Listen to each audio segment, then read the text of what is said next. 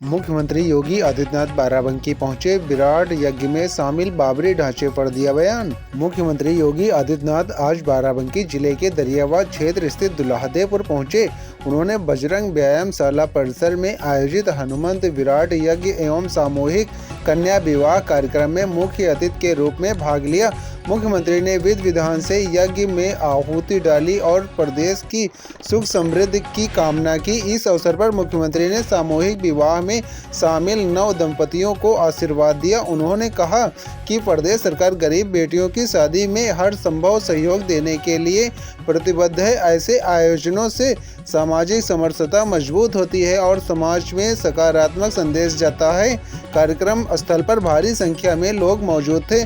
जनसभा को संबोधित करते हुए मुख्यमंत्री ने कहा, ये सरकार जो बोलती है वो करके दिखाती है और जितना करती है उतना ही बोलती है। उन्होंने जनता से पूछा, जो हमने कहा था रामलला हम आएंगे, मंदिर वहीं बनाएंगे, कोई संदेह है?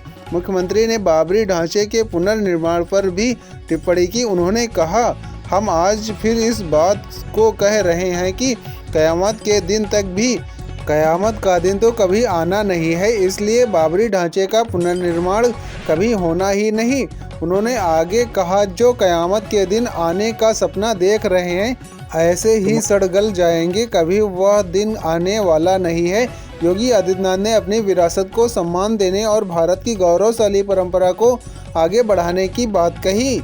उन्होंने प्रधानमंत्री नरेंद्र मोदी द्वारा 25 नवंबर को अयोध्या धाम में श्री राम मंदिर पर भव्य केसरिया ध्वज आरोहण का भी जिक्र किया और कहा कि ये केसरिया ध्वज हमेशा भारत के गौरव को बढ़ाता रहेगा।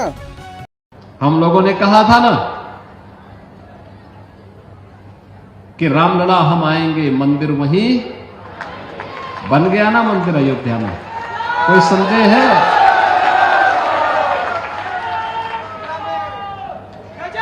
कोई संदेह है?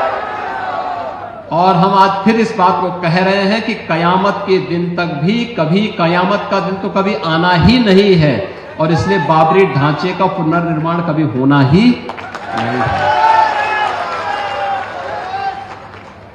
जो कयामत के दिन आने का सपना देख रहे हैं ऐसे ही सड़ गल जाएंगे, कभी वह दिन आने वाला नहीं है।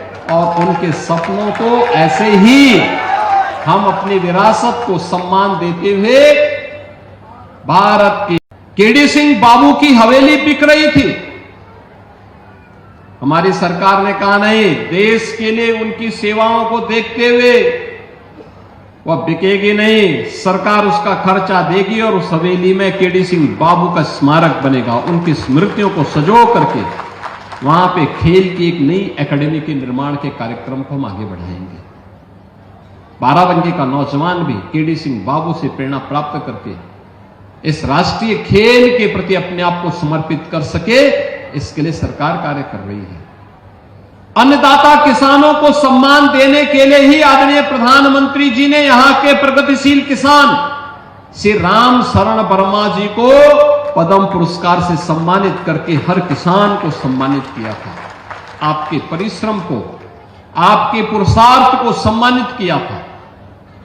और यही परंपरा आगे बढ़ाने के लिए आज हम सब आपके बीच में आए हैं। आपने देखा होगा यहां के लोकप्रिय विधायक जब अपनी बात को यहां पे कह रहे थे, जब यहां पे अपनी बातचीत कह रहे थे, उस समय उन्होंने यहां की योजनाओं के बारे में गिरा, कैसे 84 कोस परिक्रमा का भाग यह जनपद भी बन रहा है और परिक्रमा मार्ग बनेगा। स्वाभाविक रूप से यहां का विकास कई गुना बढ़ेगा, रोजगार की नई संभावनाएं विकसित करेंगे। और अब तो हम स्टेट कैपिटल रीजन SCR के अंतर्गत हम लोगों ने बाराबंकी जनपद को लिया है। बड़े विकास के कार्यक्रमों को हम आगे बढ़ा रहे हैं। बाराबंकी का नौजवान रोजगार और नौकरी के लिए बाराबंकी के बाहर नहीं जाएगा, बाराबंकी में उसे रोजगार मिलेगा। यहां के सतीश चंद्र शर्मा जी ने, सुरेश राय जी ने, यहां के जनप्रतिनिधियों ने जो प्रस्ताव दिया था, राम स्नेही घाट के पास हमारा एक बहुत बड़ा औद्योगिक क्षेत्र खड़ा होने जा रहा है, उद्योग यही लगेंगे। बाराबंकी जनपद इतनी पवित्र नदी सरयू मैया की कृपा यहां पर है। पौराणिक काल से इसका अपना एक गौरवशाली अतीत रहा है।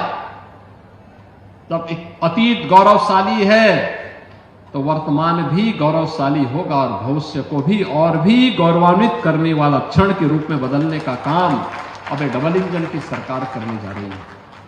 कनेक्टिविटी को बेहतर बनाने के लिए अच्छी सड़क बने, लोदेश्वर महादेव मंदिर का हो या अन्य प्रमुख स्थलों को जोड़ने के लिए, मार्गों के निर्माण के लिए पैसा दिया जा चुका है।